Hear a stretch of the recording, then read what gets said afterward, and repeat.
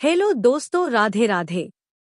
Culture vibe daily में आपका स्वागत है। भारतीय संस्कृति, त्योहारों और विरासत की सुंदरता का जश्न मनाने वाला एक चैनल। आज हम आपको कार्तिक मास माहात्म्य कथा अध्याय 4 सुनाएंगे।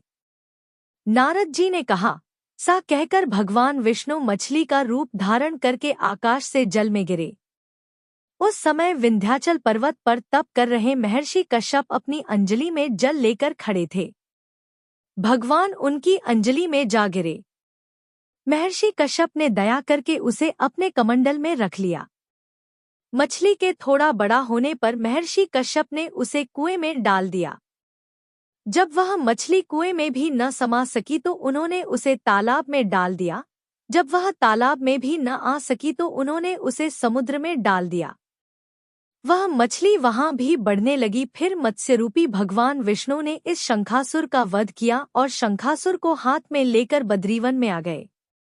वहां उन्होंने संपूर्ण ऋषियों को बुलाकर इस प्रकार आदेश दिया, मुनीश्वरों, तुम जल के भीतर बिखरे हुए वेद मंत्रों की खोज करो और जितनी जल्दी हो सके उन्हें सागर के जल से बाहर निकाल लाओ। तब तक मैं देवताओं के साथ प्रयाग में ठहरता हूँ। तब उन तपोबल संपन्न महर्षियों ने यज्ञ और बीजों सहित संपूर्ण वेद मंत्रों का उद्धार किया। उनमें से जितने मंत्र जिस ऋषि ने उपलब्ध किए वही उन बीज मंत्रों का उस दिन से ऋषि माना जाना लगा। तदंतर सब ऋषि एकत्र होकर प्रयाग में गए। वहां उन्होंने ब्रह्मा जी सहित भगवान विष्णु को उपलब्ध हुए सभी वेद मंत्र समर्पित कर दिए। सब वेदों को पाकर ब्रह्मा जी बहुत प्रसन्न हुए। उन्होंने देवताओं और ऋषियों के साथ प्रयाग में अश्वमेध यज्ञ किया। यज्ञ समाप्त होने पर सब देवताओं ने भगवान से निवेदन किया, देवाधिदेव जगन्नाथ, इस स्थान पर ब्रह्मा जी ने खोए हुए वेदों को पुनः प्राप्त किया है और हमने भी यहाँ आपके प्रसाद से यज्ञ भाग पाए हैं। अतः यह स्थान पृथ्वी पर सबसे श्रेष्ठ, पुण्य की वृद्धि करने वाला एवं भोग तथा मोक्ष प्रदान करने वाला हो। साथ ही यह समय भी महापुण्यमय और ब्रह्मघाती आदि महापापियों की भी शुद्धि करने वाला हो तथा तय स्थान यहाँ दिए हुए दान को अक्षय बना देने वाला भी हो, यह वर दीजिए। भगवान विष्णु बोले, देवताओं, तुमने जो कुछ कहा है वह मुझे स्वीकार है। तुम्हारी इच्छा पूर्ण हो। आज से यह स्थान ब्रह्मक्षेत्र के नाम से प्रसिद्ध होगा।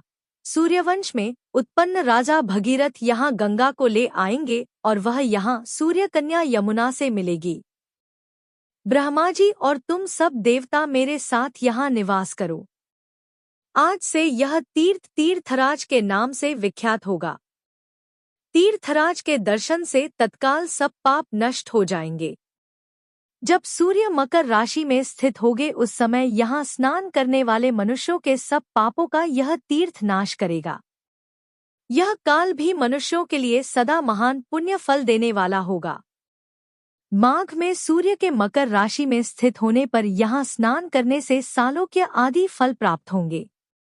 देवाधिदेव भगवान विष्णु देवताओं से सा कहकर ब्रह्मा जी के साथ वहीं अंतर्धान हो गए।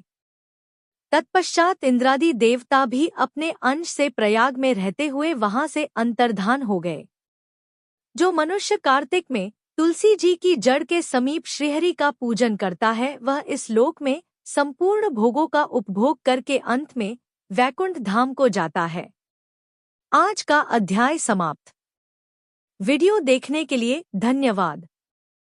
सब्सक्राइब कीजिए और हमारे साथ कल्चर की वाइब में घुल जाइए।